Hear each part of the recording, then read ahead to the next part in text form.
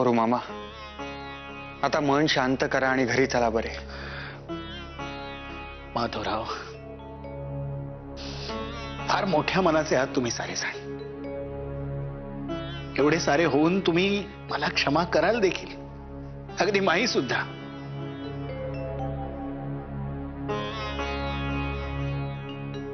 पण आता माझी लाच मला परत मिळालेली आहे, जी कधी काळी मी कोळून प्यायलो होतो म्हणून अगदी निर्ढावल्याप्रमाणे वागत होतो. त्यामुळे आता तोंड लपवूनच जगावेसे वाटते. जगावे कशाला, मरावेसेच वाटते. हो मामा,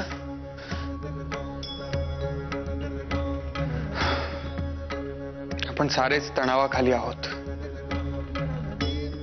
तुम्हाला खरेच पश्चाताप झाला असला तर मरण्याच्या गोष्टी करण्यापेक्षा घरातील मंडळींचा विचार करा.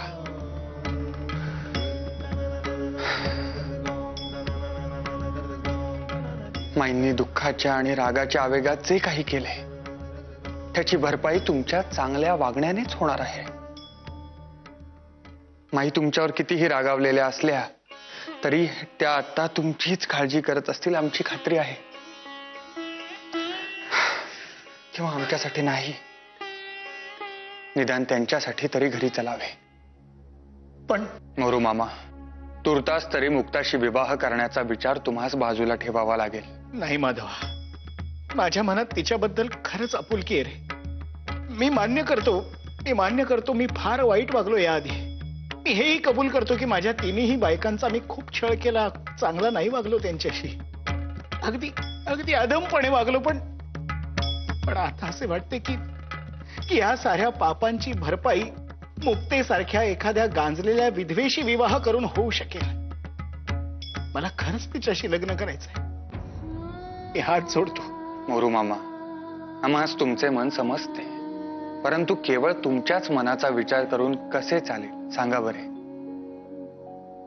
मुक्ता विधवा असून देखील ती घरात सवाष्णीप्रमाणे वावरली याचा घरातील वडील बायकांस मोठाच धक्का बसला आहे. मुक्ता आणि तिच्या भावानेही तुमच्याप्रमाणेच घरातल्यांचा विश्वास गमावला आहे. तेव्हा वातावरण निवळेपर्यंत हा विषय बाजूला ठेवलेलाच बरा. या विषयात जर उतावीळपणा केला तर अनर्थ ओढवू शकतो. सारे काही स्थिर आणि शांत होऊ दे. मुक्ता गुणी आहे, मने स्थिर झाली म्हणजे बायकांना तिच्याविषयी कणव वाटून तिच्या चांगल्या गुणांची आठवण होईल. मग पाहू. तुर्तास तरी हा विषय बाजूला ठेवून तुम्ही घरी चला बरे.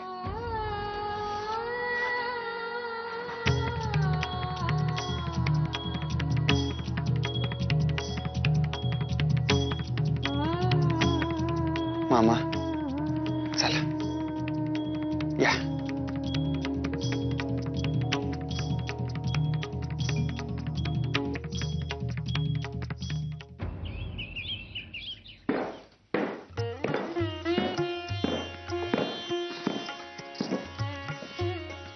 माई, उन्हून खिमटी करून आणली, घे बरे. नको मला. नको कसे? मोठी आहे ना मी तुझ्यापेक्षा, मग ऐकायलाच हवे, समजले? अगदी बरोबर आहे. अगो नाही तर काय, तब्येतीची नुसती हेळसांड चालवली असो माई तू, मी बघतीये ना. आणि माई, माधवाने आता ताकीद दिलीये ना हसत खेळत राहायचे म्हणून. काय काय गो ताई? नाही, जे आता बोललात त्याचा अर्थ तुम्हाला जरी कळला ना तरी खूप झाले. हा नाही, काय म्हणायचंय काय तूच? नाही सांग ना, काय म्हणायचंय?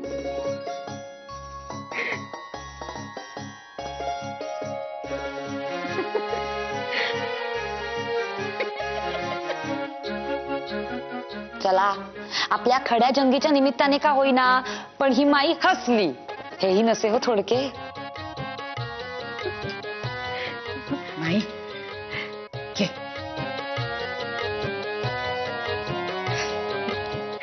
ईशा, खडा जंगी कसली त्यात? अगो नाही तर काय, दुसरे आहे काय आपल्या हातात?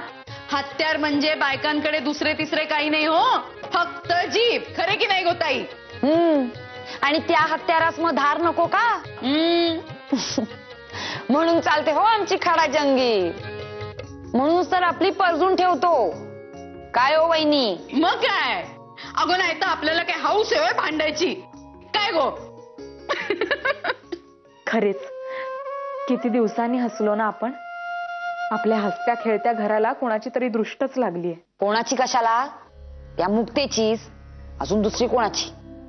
मी म्हणते जनाची नाही तर मनाची तरी लाज हवी का नको हीच? अगो आणि मी म्हणते कुंकू लावताना हात थरथरला कसं नाही? अगं गोमूत्र शिंपडले हो वाडाभर. आणि मी स्वतः नारूकडून स्वयंपाकघर स्वच्छ करून घेतले. अगदी भांडे धुवून घेतले. पण वहिनी, माझे काही समाधान होत नाहीये.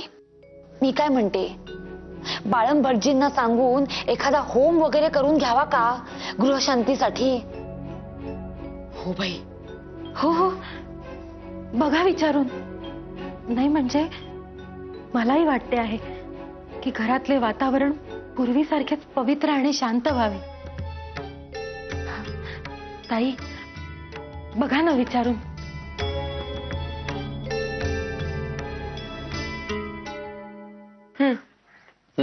ठेवा. स्वतः मी वाचून दाखवू वर्तमानपत्र? अरे वा, घ्या, पण मोठ्याने वाचा. आगगाडी ठरली हजारो भाविकांसाठी पर्वणी. या वर्षी काशीस जाण्याची इच्छा असणाऱ्या हजारो श्रद्धाळू भाविकांसाठी आगगाडी ही फार मोठी सोयीची ठरली. कारण त्या योगे काशी यात्रेचे पुण्य हजारो भाविकांनी आपल्या पदरी पाडून घेतले. का बरे? ह्यात काय हसण्यासारखे? साऱ्याचीच गंमत वाटून हसू आले. म्हणजे असे आहे रमाबाई. पहिला मुद्दा असा, आगगाडीची ओळख करून रेल्वेचे जाळे विणण्याचा जो प्रारंभ इंग्रजांनी केला त्यामागे त्यांचे 2 हेतू होते. एक म्हणजे हिंदुस्थानातूनच नजराणा, खैरात, बक्षीस इत्यादी रूपात राणीकडे गेलेल्या लाखो रुपयांचा विनियोग करून त्यावर व्याज मिळवण्यासाठी तो पैसा उद्योगधंद्यामध्ये गुंतविणे. तसा स्पष्ट उल्लेखच आहे या संबंधीच्या पत्रव्यवहारात. आणि दुसरे म्हणजे इंग्रजी सत्ता बळकट करण्यासाठी आणि व्यापार वाढवण्यासाठी उपयुक्त दळणवळण. अशा रीतीने पूर्णपणे स्वार्थी हेतूंनी इंग्रजांनी आपल्या देशात आगगाडी, टपाल आणि तार यंत्रणा आणली. परंतु रमाबाई, यामुळे आपली सुस्त पडलेली आणि एकमेकांशी संपर्क नसल्यामुळे एकात्मतेची भावना नसलेली अनेक खेडीपाडी जोडली गेली. सुलभ झालेले दळणवळण आणि संपर्क यामुळे आपला फायदाच झाला. सुरुवातीला आगगाडीस कोणी राक्षस म्हटले तर कोणी चाक्या म्हसोबा म्हटले. पण शेवटी तिचा वापर करूच लागले. प्रत्येक सुधारणेला सुरुवातीला विरोध हा होतोच. पण हळूहळू ती सुधारणा इतकी अंगवळणी पडते की आपण कधी काळी त्या सुधारणेस विरोध केला होता हेच लोक विसरून जातात. आगगाडी पासून ते प्रिंटिंग प्रेस पर्यंत आणि कापड उद्योगातील क्रांतीपासून अगदी इंग्रजी भाषेपर्यंत साऱ्याच गोष्टी आपल्या लोकांच्या परिचयाच्या झाल्या आणि आपल्या देशात नवे चैतन्य आले. तेव्हा आमचे आपल्या लोकांस वारंवार हेच सांगणे आहे, या सुधारणांचा फायदा घेऊन प्रगती साधली पाहिजे. परंतु दुर्दैवाने आपले लोक डोळे उघडून जगाकडे पाहावयास तयारच नाहीत. कूपमंडूक वृत्तीने रूढींना कवटाळून आपापसात भांडत मात्र बसले आहेत. ही संकुचित वृत्ती जावयास हवी. परंतु ही संकुचित वृत्ती जाण्यासाठी मी आपलेच विचार गावातील बायकांसमोर मांडण्याचा प्रयत्न केला.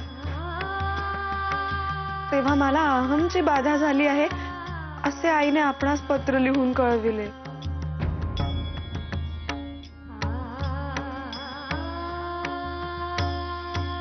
मी काय म्हणते बाळंभटजी, नाही म्हणजे आमच्या सगळ्या बायकांचं असं मत आहे की घरामध्ये शांत करावयास हवी. बघा ना, आधी माधव आजारी पडला, नंतर घरामध्ये एका मागोमाग एक भयंकर प्रकार घडू लागले. आम्हाला तरी सगळ्या बायकांना असेच वाटते हो बाळंभटजी की घरात शांत झाली ना की मग सगळे काय ते व्यवस्थित होईल. तुम्हीच सांगा, सगळे व्यवस्थित कसे करायचे ना ते सविस्तर सांगा. त्याकरता ब्राह्मणांना बोलावून वाड्यात हवन करावे लागेल. बरे. अष्टदिशांचे, शेषशाही भगवंतांचे आणि या वास्तूचे पूजन करून मंत्रोच्चारात धृताहुती द्यावी लागेल. आणि या शांतीचे प्रयोजन काय हे स्पष्ट शब्दात सांगावे लागेल. मग यज्ञदेवतेचे आणि ब्राह्मणांचे आशीर्वाद घेऊन पंचपक्वानासहित सुग्रास भोजनाचा नैवेद्य सारांना प्रसाद म्हणून ग्रहण करावं लागेल. बरे, तेव्हाच हे घर शांत होईल, या वाड्यात शांतता नांदेल.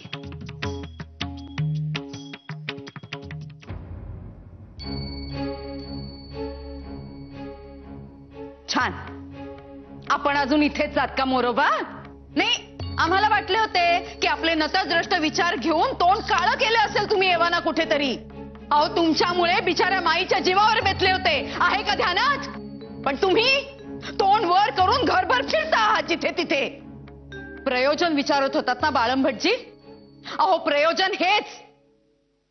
ती विधवा मुक्ता सवाष्ण बनून वाड्यात, स्वयंपाकघरात, कानाकोपऱ्यात नको तिथे हिंडली. धर्म बुडवणाऱ्या त्या पोरीपायी, त्या मुक्तेपायी आपला मोरू नादाला लागला. माईने जीव देण्याचा प्रयत्न केला, रमा वाद घालायला लागली. हे सगळे भ्रष्टाचार जर का पुसून काढायचे असतील ना आणि घर पवित्र करायचं असेल ना बाळंभटजी, तर शांत करणे अगदी आवश्यक आहे. बाळंभटजी, तुम्ही करा व्यवस्था. आम्ही देखील साऱ्या जणी लागतो तयारीला.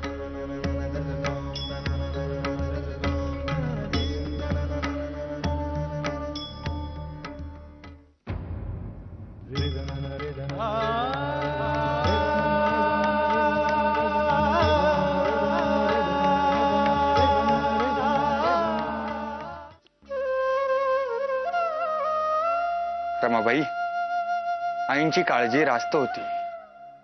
तुमच्यावर दोषारोप करण्याचा त्यांचा उद्देश नव्हता. परंतु तिने तसे म्हटलेच आहे पत्रात स्पष्ट. रमाबाई, कोणताही नवा विचार देताना तो ज्या व्यक्तीस द्यावयाचा आहे त्याच्या शक्तीचा अदमास घेणे जरुरीचे असते. पुण्यात किंवा नाशकात हळदी कुंकवासाठी स्त्रियांस बोलवून त्यांना लिहिण्या वाचण्याची, शिक्षणाची स्फूर्ती देणे निराळे आणि देवराष्ट्रासारख्या लहानशा गावात तीच पद्धत वापरणे निराळे.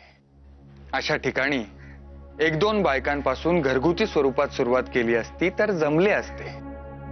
परंतु तुमचा उत्साह आणि अभिनिवेश यामुळे सारेच वातावरण पेटले आणि तुम्हास अहमची बाधा झाली आहे असे तुमच्या आईस वाटले. पट्टे आहे का?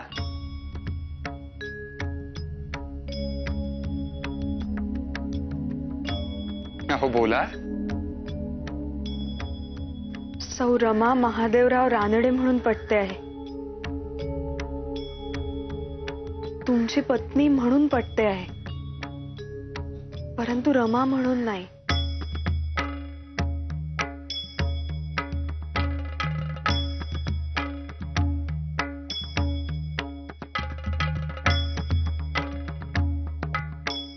आलेच.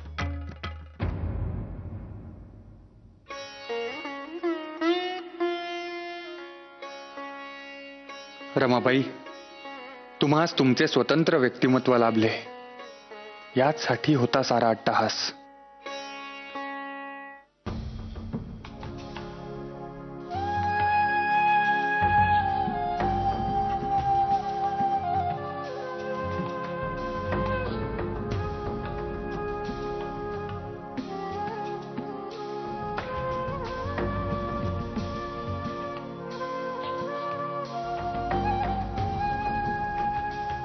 मोरू मामा,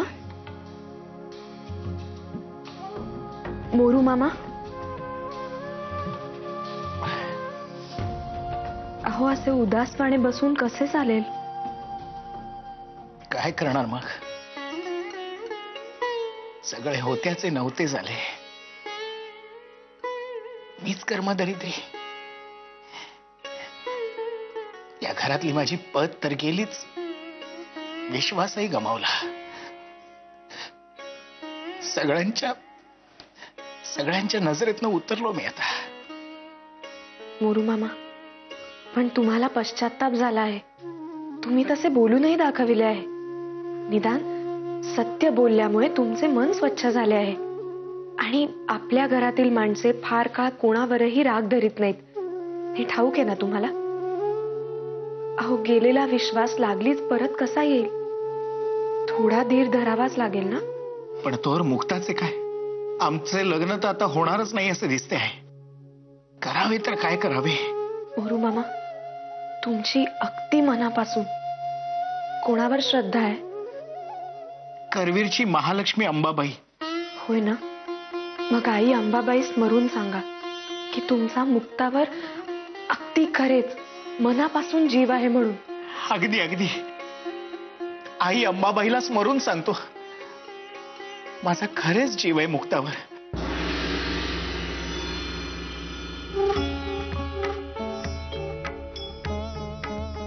छान. मग मुक्ताचाही तुमच्यावर जीव असेल तर आज ना उद्या तुमचे लग्न नक्कीच होईल.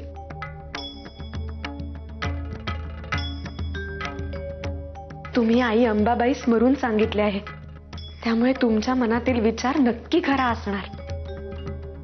मोरू मामा, तुमचे आणि मुक्ताताईचे लग्न होणे ही आता माझी जबाबदारी आहे.